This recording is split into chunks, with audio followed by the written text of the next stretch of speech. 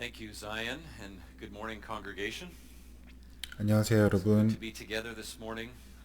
If you don't know 여러분과 me, my name is 함께 Andrew. 또 Serving 오늘도 alongside 모여서 you, 예배할 수 Zion, 있어서 as pastors 감사하고 here in 기쁘게 the church. 생각합니다. And it's grateful for me to be able to 제 open 이름은 God's 앤드루 Word with us, 비영크 particularly as we go 목사이고요. through our next psalm in this Summer in 특별히 the 우리 Psalms 여름의 series. 시편의 말씀들을 살펴보고 있는데 오늘 시편 119편의 In 말씀을 fact, 3 years ago, 함께 보게 when we were going 되었습니다. through the Summer in the Psalms series, we've been doing it for 5 years 이 now. 여름의 시편의 말씀들을 3 years ago, 보는 것을 the 시작한 지 reading 벌써 for 5년 정도 that particular 되었는데요. Sunday's lectionary was 제가 Psalm 3년 전에 119. 오늘 In 이 fact, the same 본문으로 설교한 text 기억이 as 있습니다. I'm going to be looking at with you this morning. And like last time, I want to 그때 open up 제가 for you 오늘 some of 본문을 the 가지고 설교했을 때 그렇게 했던 것처럼 오늘도 이 본문의 내용을 보기 전에 먼저 시편 119편이 어떤 구성을 가지고 있고 어떤 특징들을 가지고 있는지 먼저 좀 살펴보려고 합니다.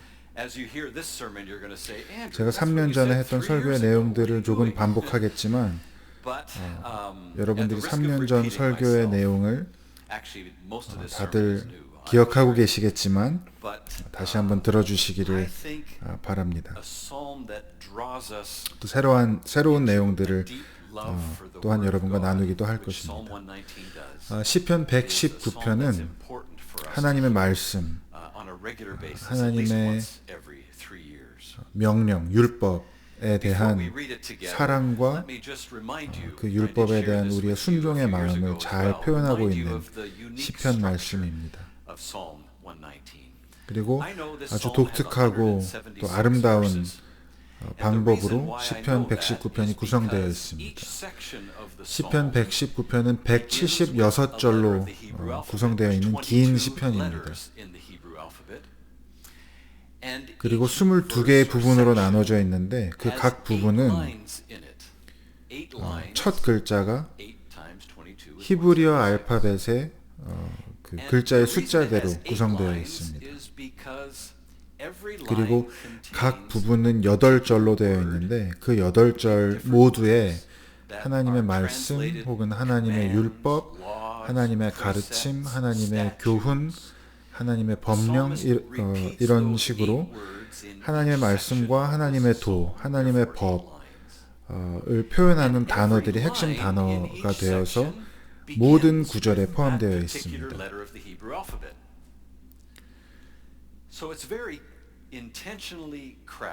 왜 굳이 그렇게 많은 애를 써서 시편을 그렇게 구성했는가를 생각해 보면 우선 히브리어 알파벳 순서대로 22개의 부분으로 구성되어 있는 것은 무엇보다도 이 시편을 암송하는 데 도움을 주기 위함입니다. 많은 사람들이 유대인들이 이 말씀을 암송하고 또 늘 묵상했습니다. 그런데 그렇게 영어로 치자면 A부터 Z까지 모든 글자를 포함해서 시편을 구성한 데에는 그만큼 하나님의 말씀이 하나님이 우리를 위해서 주신 말씀이 온 세상의 모든 지식을 포함한다라고 하는 그러한 포괄적인 의미도 또한 담고 있습니다. 그래서 시편 119편 129절부터 8절의 오늘 본문을 함께 읽겠습니다. 주님의 증거가 너무 놀라워서 내가 그것을 지킵니다. 주님의 말씀을 열면 거기에서 빛이 비치어 우둔한 사람도 깨닫게 합니다. 내가 주님의 계명을 사모함으로 입을 벌리고 헐떡입니다. 주님의 이름을 사랑하는 사람들에게 하시듯이 주님의 얼굴을 내게로 돌리셔서 나에게 은혜를 베풀어 주십시오. 내 걸음걸이를 주님의 말씀 위에 굳게 세우시고 어떠한 불의도 나를 지배하지 못하게 해주십시오. 사람들의 억압에서 나를 건져 주십시오. 그러면 내가 주님의 법도를 지키겠습니다. 주님의 종에게 주님의 밝은 얼굴을 보여주시고 주의 율례들을 가르쳐 주십시오. 사람들이 주님의 법을 지키지 않으니 내 눈에서 눈물이 시냇물처럼 흘러내립니다. 아마 많은 분들이 유명한 헐리우드 배우인 앤서니 홉킨스라고 하는 배우를 알고 계실 것입니다. 그가 한 인터뷰에서 이렇게 이야기한 것을 보았습니다. 그분이 영화에 참여하게 되면 그리고 대본을 받게 되면 그 대본을 100번에서 최소한 100번에서 200번 정도 정독하고 읽는다고 합니다. 밑줄을 치고 메모를 하고 또 그림도 그리면서 200번 정도 최소한 많게는 200번 정도 그 대본을 읽고 나면 그 내용이 완전히 내면화되어서 그냥 외우고 연기하는 것이 아니라 그 캐릭터가 무엇을 알고 있는지 무슨 말을 할지 어떻게 움직일지까지도 알게 된다고 합니다. 그렇기 때문에 즉흥적인 연기도 할 수 있고 자유롭게 연기할 수 있다라고 하는 것입니다. 오늘 시편 119편이 우리에게 도전하는 것은 하나님의 말씀을 그와 같이 내면화하라는 것입니다. 하나님의 말씀을 읽고 또 읽고 묵상하고 암송하고 그 의미를 생각하고 그 뜻을 마음에 새기면서 하나님의 말씀을 사랑하고 내 안에 내면화하고 그래서 결국 우리의 삶을 살아가는 방식이 바로 말씀 자체가 될 수 있도록 하는 것이라는 하는 것을 우리에게 도전하고 있습니다. 오늘 읽지는 않았지만 시편 119편의 다른 구절들을 살펴보면 97절에 내가 주님의 법을 얼마나 사랑하는지 온종일 그것만을 깊이 생각합니다 라고 기록하고 있습니다. 아까 말씀드린 것처럼 시편 119편의 176절에는 모든 구절마다 하나님의 말씀이라는 표현이 담겨 있습니다. 그리고 1절에는 그 행실이 온전하고 주님의 법대로 사는 사람은 복이 있다라고 기록하고 있습니다. 앤서니 홉킨스가 대본을 내면화해서 누구보다도 훌륭한 연기를 해낼 수 있는 것처럼 우리 그리스도인들도 하나님의 사람들도 하나님의 말씀을 내면화해서 우리의 삶이 하나님의 말씀에 대한 산 증인이 되기를 바라는 것입니다. 여러분과 함께 오늘 묵상하고 싶고 생각해 보고 싶은 이 시편 119편의 말씀이 바로 그것입니다. 우리의 삶이 하나님의 말씀에 대한 산 증인이 되기를 우리가 다 기대하고 기도합니다. 다시 한번 말씀 본문을 보면 하나님 내 걸음걸이를 주님의 말씀 위에 세우시고 어떠한 불의도 나를 지배하지 못하게 해주십시오. 하나님 주님의 증거가 너무 놀라워서 내가 그것을 지킵니다. 하나님 나를 건져주십시오. 그러면 내가 주님의 법도를 지키겠습니다. 사람들이 주님의 법을 지키지 않는 것을 보니 내 눈에서 눈물이 흘러내립니다. 반복해서 말씀하고 있는 것은 시편 기자가 반복해서 이야기하고 있는 것은 우리가 하나님의 말씀을 사랑할 뿐만 아니라 그 말씀에 순종하고 그 말씀을 살아내고 그 말씀을 지킨다라고 하는 것입니다. 왜냐하면 하나님의 말씀은 그냥 벽에 걸려있는 예술 작품과 같은 것이 아니기 때문입니다. 하나님의 말씀은 그냥 보고 아름답다라고 그렇게만 반응할 것이 아니라 하나님의 말씀은 물론 아름답지만 그러나 그 말씀은 우리의 삶 가운데 구체화되고 우리의 삶으로 살아내줘야 되는 순종해야 하는 것입니다. 그렇게 할 때에야 하나님의 말씀이 우리 가운데 우리의 삶에 든든한 기초가 되고 안전한 토대가 되는 것입니다. 특별히 시편 119편은 하나님의 말씀을 우리의 삶의 안전한 기초, 튼튼한 토대라고 표현합니다.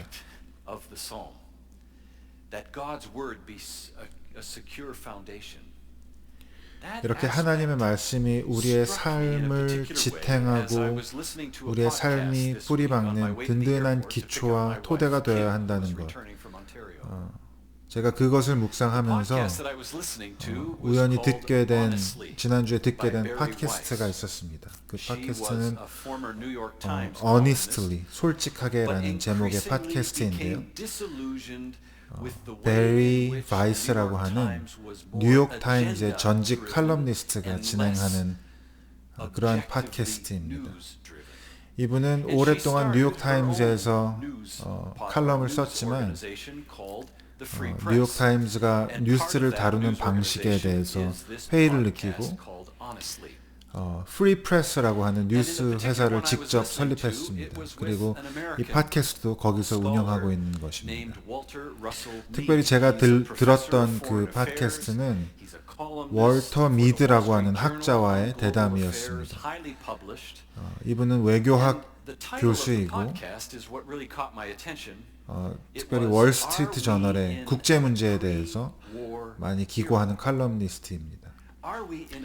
그 대화의 제목은 이것이었습니다. 우리는 지금 전쟁 전 시대에 살고 있는가? 즉 전쟁이 임박했는가라는 제목이었습니다. 그리고 미드 교수는 지금 우리가 살고 있는 이 시대가 전쟁 직전의 시대와도 같다라고 말합니다. 현재 전 세계 가운데 특별히 중동이나 중국이나 다른 많은 갈등 지역에서 일어나고 있는 일들을 고려할 때 또 서구의 국가들, 특히 미국의 심각한 정치적인 불안정성을 고려할 때, 그리고 사람들이 점점 더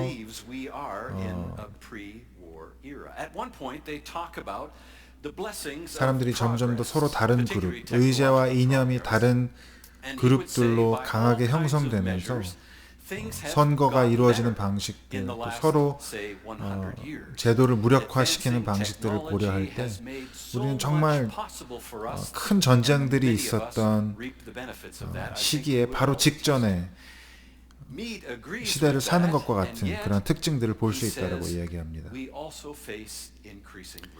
그동안 수많은 진보, 특별히 기술의 진보에 대해서 우리가 목격해왔지만 이 미드 교수는 그 많은 진보와 기술의 발전과 함께 또 위험 또한 증가했다라고 말합니다. 그분이 말하기를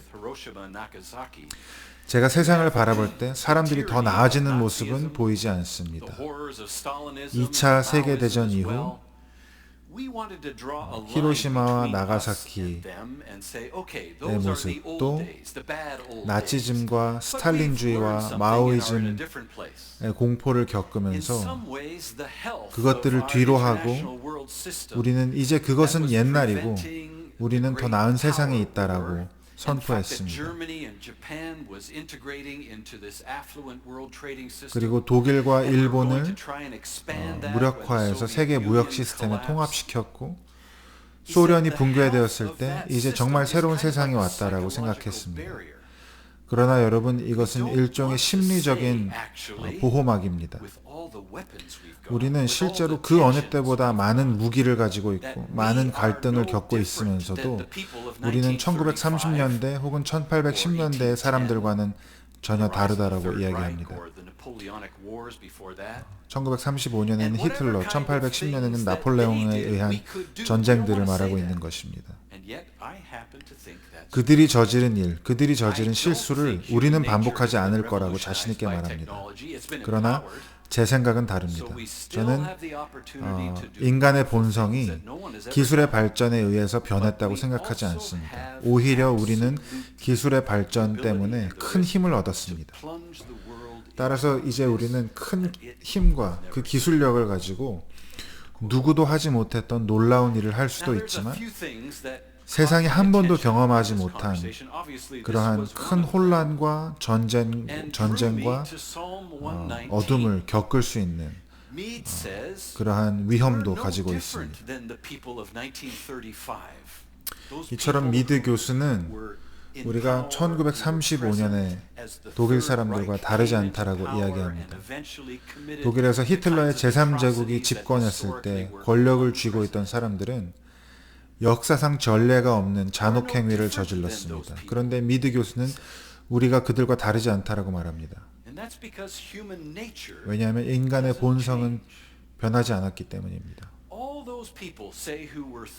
여러분 생각해 보시면 1930년대에 성인이었던 30대 이상이었던 사람들은 이제 모두 죽었습니다. They're all dead. And we're not much different. 그러나 우리가 그들과 크게 다르지 않다라고 미드 교수는 말하고 있습니다. 저는 그 말을 들으면서 오늘 시편 기자가 하나님의 말씀에 대해서 이야기했던 것을 기억합니다. 하나님의 말씀은 참되고 하나님의 말씀은 선하고 옳기 때문에 오랜 세월에 걸쳐 수세기에 걸쳐 여러 세대에 걸쳐서 지속되는 안전하고 안정적인 토대와 기초를 제공합니다. 하나님의 말씀은 거짓과 악을 폭로합니다.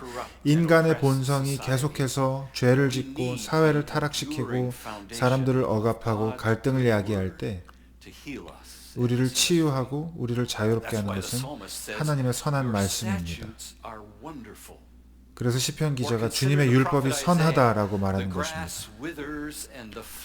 또 이사야 선지자는 이렇게 말했습니다. 풀은 마르고 꽃은 시드나 하나님의 말씀은 영원히 서리라.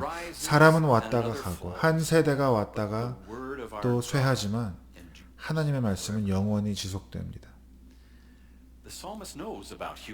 시편 기자는 인간의 본성을 잘 알고 있습니다. 항상 부패하고 항상 이기적이며 악에 빠지기 쉽다는 것을 알고 있습니다.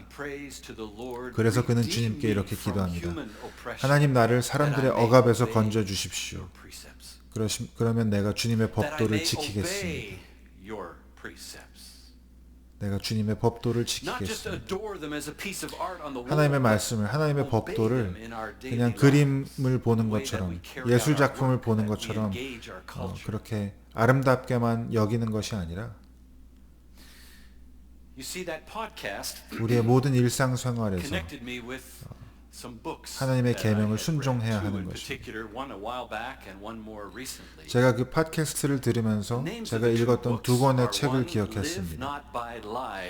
하나는 거짓으로 살지 말아라 라고 하는 제목의 책이고, 또 하나는 미국 교회에 보내는 편지라는 제목의 책입니다. 제가 그 팟캐스트를 들으면서 이 두 책을 생각하게 된 이유는 바로 이것입니다. 앞서 말씀드린 것처럼 월터 미드 교수는 인간의 본성은 크게 변하지 않으며 1930년대 독일에서 히틀러의 나치 정당이 온갖 방식으로 사람들을 억압하고 또 악을 저질렀던 그 죄를 우리는 쉽게 반복할 수 있다고 이야기했는데, 이 두 권의 책이 실제로 정확히 같은 말을 하고 있습니다. 첫 번째 책인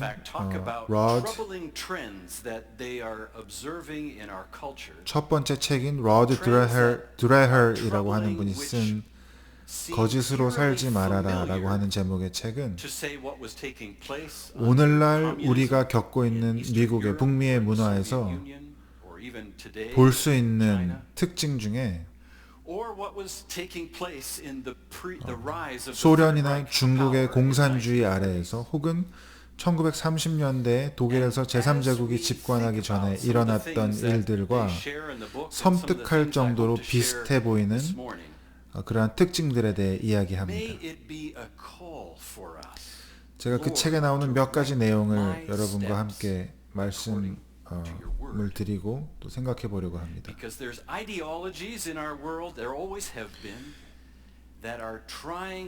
이 세상에는 우리를 악의 길로 이끄는 이데올로기가 항상 존재해왔고 지금도 존재하고 있습니다. 로드 드레이어라고 하는 분이 쓴 그 책의 제목은 Live Not by Lies라고 하는, 거짓으로 살지 말아라고 하는 그 제목은 알렉산더 솔제니친이 쓴 에세이의 제목이기도 합니다. 그 에세이에서 솔제니친은 구소련의 참혹한 상황들을 폭로했던 소설가인데, 그 사람은 그 책에서, 그 에세이에서 전체주의 국가의 모든 기반은 거짓말로 이루어진 이데올로기라고 말합니다. 즉 구소련이 주장했던 그 모든 이데올로기는 거짓말이다라고 이야기하는 것입니다. 그래서 그렇게 살지 않아야 하는 것이 그렇게 살지 않는 것이 우리 삶의 모습이어야 한다라고 말합니다. 그 책에서 저자는 이렇게 말합니다. 오늘날 우리가 거짓으로 살지 않는다라는 것은 무엇을 의미합니까? 이 책은 전체주의 시대를 살았던 소련 전역의 기독교인들의 증언과 경험을 통해서 얻은 지혜를 공유하고 그 질문에 대해서 탐구합니다. 그래서 그 책에서는 그 저자가 인터뷰한 사람들의 경험을 나누면서 이렇게 말합니다.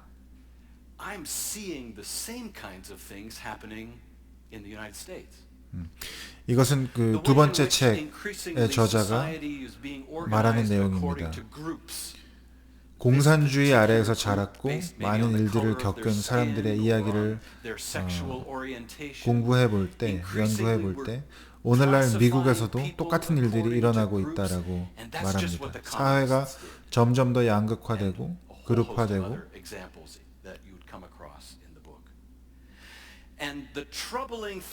명확히 나누어지는 갈등 사회로 진입하는 것입니다. There's a certain way that you must think about certain kinds of topics. 어떤 특정한 방법, 특정한 방식으로 생각해야 된다라고 강요받고 있는 마치 공산주의자들이 강요했던 것과 같은 그러한 강요와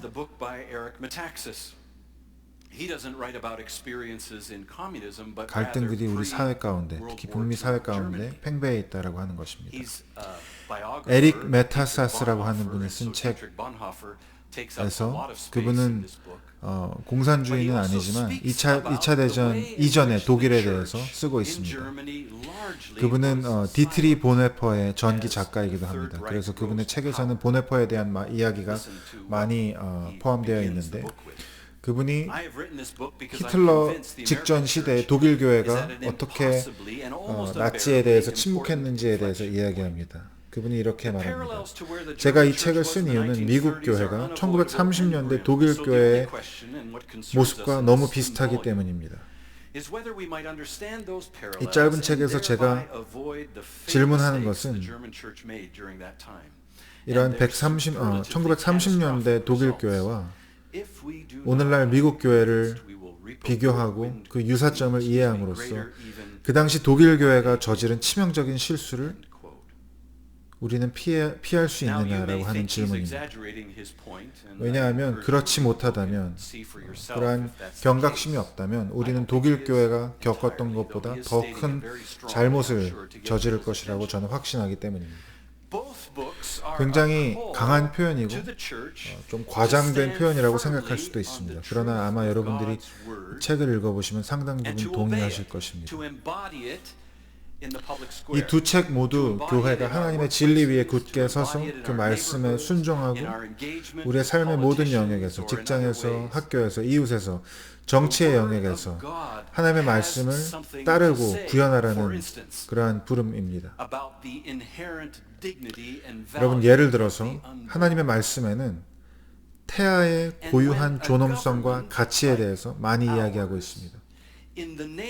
그리고 정부, 특히 캐나다 정부와 같은 정부가 여성의 인권 혹은 임신 중단권이라는 이름으로 여성의 선택이 항상 태어나지 않은 아이들의 그 생명의 소중함보다 더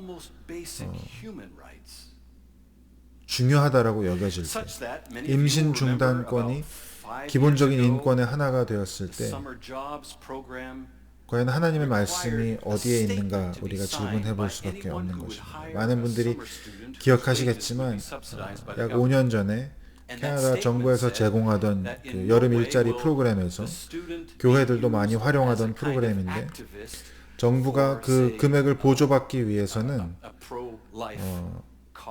그 폼에 서명을 했어야 하는데 그 지원서에는 그 일하는 학생이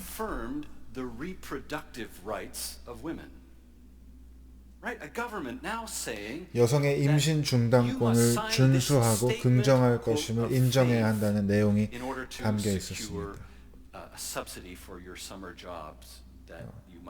쉽게 설명하자면 낙태에 동의하는 사람들만 그 지원을 받을 수 있었다라고 그렇게 설명할 수 있겠습니다. 여러분, 하나님의 말씀에는 아직 태어나지 않은 태아에 대한 고유한 존엄성과 가치에 대해서 이야기합니다. 그리고 우리 문화 가운데 점점 더 많은 사람들이 여성의 권리, 임신 중단 권리라는 명목으로 태아를 죽이고 있습니다. 여러분, 그리스도인들은 하나님의 말씀을 지켜야 하고 옹호해야 합니다. 그리고 뱃속의 태아도 소중하다는 것을 가르쳐야 합니다. 하나님의 말씀은 생명을 지키고 보호하고 특별히 노인을 돌봐야 할 필요성에 대해서 말하고 있습니다. 안락사 혹은 조력 자살이 기본적인 인권이라고 주장하는 것, 조력 자살이 기본적인 인권이라고 주장하는 것은 우리 시대의 메시지인데, 그리고 심지어 기독교인 의사조차도 안락사 혹은 조력 자살에 대해서 협조해야 한다고 말하는 것은 잘못된 것입니다. 하나님의 말씀을 소중히 여기고 하나님의 말씀을 지키고 하나님의 말씀의 인도를 받고자 하는 사람들은 모든 생명은 소중하다는 것, 더 이상 소망이 없는 말기 환자의 생명도 소중하고 지켜야 할 것이라고 말할 수 있어야 합니다. 여러분, 하나님의 말씀은 인간의 결혼에 대해서 할 말이 말씀하고 있습니다. 하나님의 말씀은 하나님께서 우리를 남성과 여성, 그분의 형상대로 창조하셨다라고 말씀합니다. 그리고 우리 모두가 그러한 가장 기본적인 진리조차도 도전을 받고 있다는 것을 알고 있습니다. 그리고 그저 그 새로운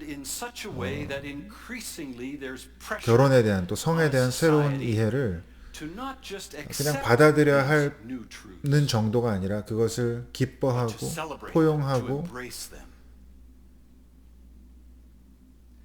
받아들여야 하는 사회적 압력이 너무도 커지고 있습니다.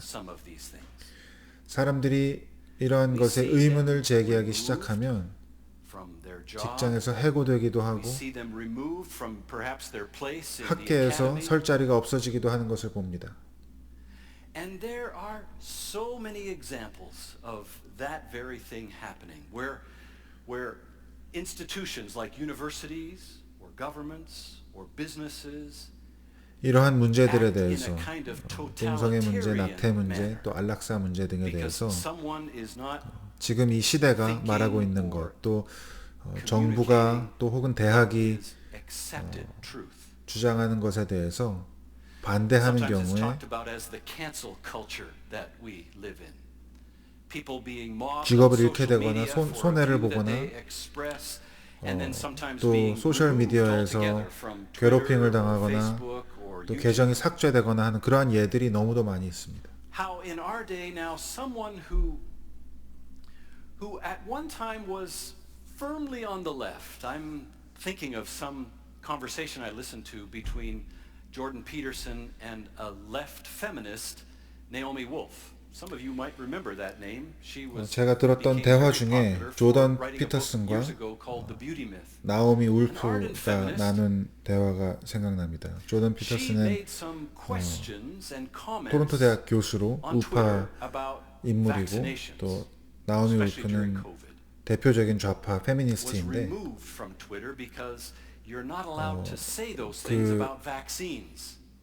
여성분은 상당히 좌파적인 편향적인 좌파 인물이지만 코비드 팬데믹 기간에 백신에 대해서 좀 의문을 갖고 백신에 대해서 부정적인 언급들을 한 이후에 트위터에서 삭제되기도 하고 또 학계에서 많은 사람들이 더 이상 그녀와 대화하거나 인터뷰하기를 거부하고 완전히 전례 없는 방식으로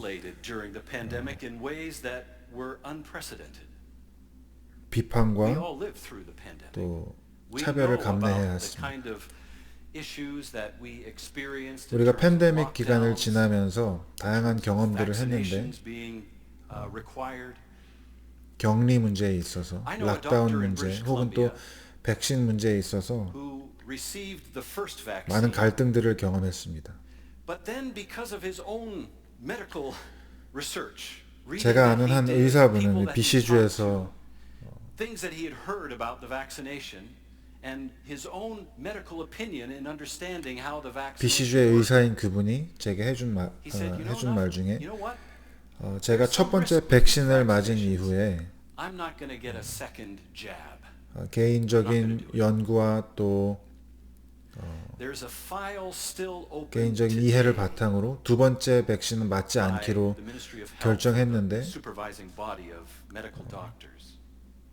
그것 때문에 그분이 의사 면허를 잃을 수 있는 위험에 처했고 그 법적인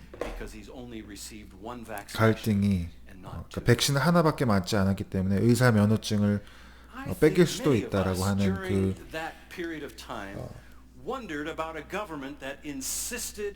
법적인 다툼이 지금까지도 이어지고 있습니다. Many of us got the vaccinations. I got 2 and then I stopped. Some of us have had 5. Fair enough. No problem. But when a government insists in the name of quote public safety. 제가 말씀드리고자 하는 것은 저도 백신을 2차례 맞았고 어떤 분은 5번 맞았고 그것이 중요한 것이 아니라 정부가 어떤 공공안전을 명분으로 해서 백신을 강제하는 것 과연 어느 시점에 우리가 기독교인으로서 그러한 종류의 권위와 또 권력이 하나님이 주신 개인의 자유, 선택의 자유를 침해한다라고 판단할 수 있을지 생각해보지 않을 수 없습니다. It's possible that those who didn't receive the vaccines were wrong. I don't know about that. There's lots of evidence that's coming up now that's saying there were more risks with these vaccines than we were led to believe. Perhaps though, but is it a line too far? 백신 문제에 있어서는 다양한 의견이 있을 수 있지만 과연 정부가 과도한 권력을 가지고 모든 국민들이 그 백신 주사를 맞도록 강요한 것이 과연 옳은 일이었는지 생각해 보게 됩니다. BC주에서 발생한 법적인 사건 중에 롭 호글랜드라고 하는 한 아버지의 사건에 대해서 들어보신 분들이 계실 것입니다. 그는 체포되어서 6개월 동안 수감되었었는데 그 이유는 그분의 딸이 14살의 나이로 성전환을 해서 남자가 되고 싶어 했기 때문입니다. 호르몬 치료를 통해서 14살 된 딸이 남자로 성전환을 하는 것을 그 소녀의 아버지는 허락할 수 없었습니다. 그래서 아버지가 그것을 그와 같은 사실을 공개하고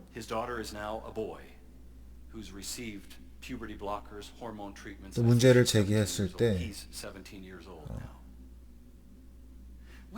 보건당국에서는 그것이 딸의 사생활을 침해한 것이라고 판결했고 그분은 결국 감옥에서 6개월 동안 구금되었습니다. 그리고 그 딸은 이제 17살인데 이제 남자가 되어 법적으로 남자가 되었습니다. 호르몬 치료를 받고 남자가 되었습니다.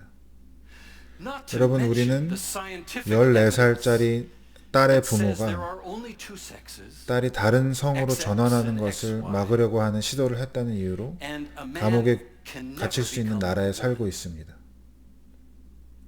여러분, 우리는 하나님이 사람을 남성과 여성으로 창조하셨다는 하나님의 말씀을 믿는 사람들입니다. 성별은 2가지뿐이라는 과학적 증거는 말할 것도 없습니다. 남자는 여자가 될 수 없고 여자는 남자가 될 수 없습니다. 그런데 제가 그렇게 말하면 그것이 저에게 언젠가 제가 그런 말을 했기 때문에 감옥에 갇히는 날이 올지도 모르겠습니다. 여러분, 저는 지금 여러분에게 걱정과 두려움을 주려고 하는 것이 아닙니다. 기독교인들은 무엇을 해야 하는가라는 질문을 던지는 것입니다. 1930년대 히틀러가 집권했을 때 에릭 메타시스는 자기 책에서 많은 교회들이 침묵했다라고 말합니다. 많은 교회들이 정치에 관여하고 싶지 않아 했습니다.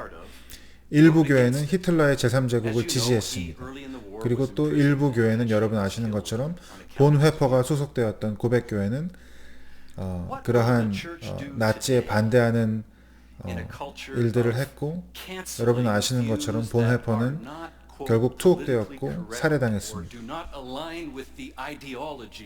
여러분, 우리 사회 가운데 점점 더 하나님의 말씀대로, 하나님께서 명령하신 대로 살아가는 것이 이 시대와 이 나라의 이데올로기와 일치하지 않는 것들을 우리가 보게 되고, 어디까지 우리가 포용해야 하고, 오늘 이와 같은 문화에서 교회는 무엇을 해야 할지 깊이 생각해 보아야 할 것입니다. 시편이 말하는 하나님의 말씀에 대한 사랑과 순종에 대해서 깊이 생각해 보아야 할 것입니다. 우리가 하나님의 말씀과 일치하지 않는 이데올로기를 만났을 때 교회의 역할은 무엇입니까?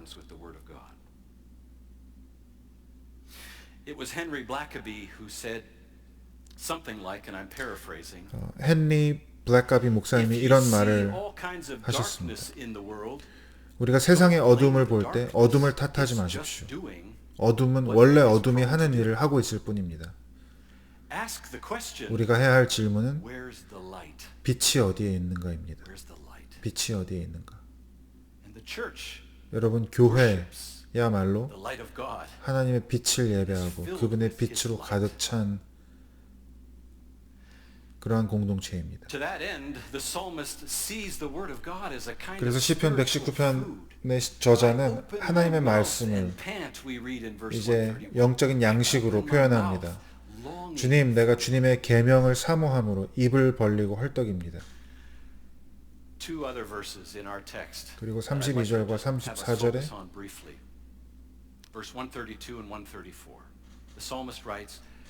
주님의 이름을 사랑하는 사람에게 하시듯이 주님의 얼굴을 내게로 돌리셔서 나에게 은혜를 베풀어 주십시오. 사람들의 억압에서 나를 건져 주십시오. 내가 주님의 법도를 지키겠습니다. 이것이 바로 시편 119편에서 우리가 볼 수 있는 내용입니다. 하나님의 말씀을 사랑하고 그분의 계명을 지킬 수 있는 그 능력조차도 주님의 자비에 달려있음을 우리가 보게 됩니다. 하나님, 나를 불쌍히 여기시고 나를 구원해 주십시오.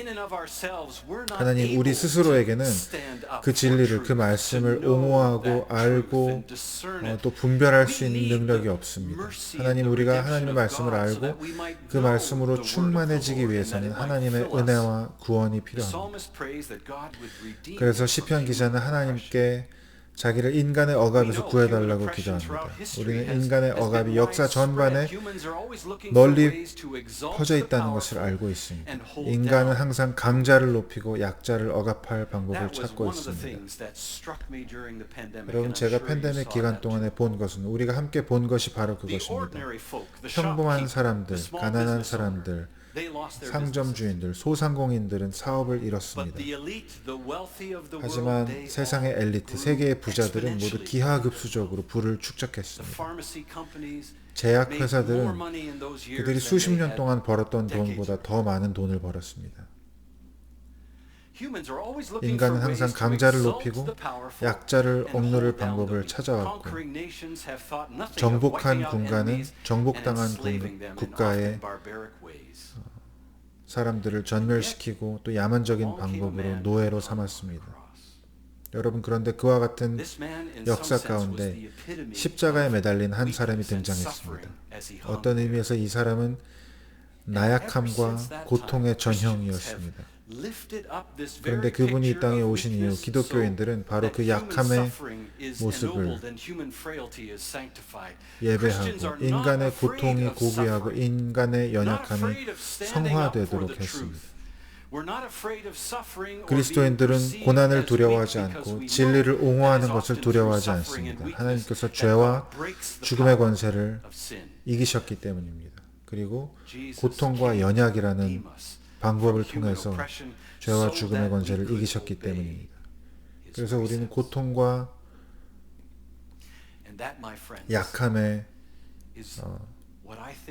자리를 두려워하지 않습니다. 예수님은 우리가 하나님의 계명에 순종할 수 있도록, 하나님의 계명을 따를 수 있도록 인간의 억압에서 우리를 해방시키기 위해 오셨습니다. 여러분, 오늘 시편 119편이 우리에게 요구하는 것은 바로 하나님의 말씀을 사랑할 뿐만 아니라 그 말씀에 순종하라는 것입니다. 어둠 가운데서 빛나라는 하나님의 명령이자 초청입니다. 여러분, 오늘 시편 119편을 읽어보시기를 권면합니다. 10분 정도 걸릴 텐데요.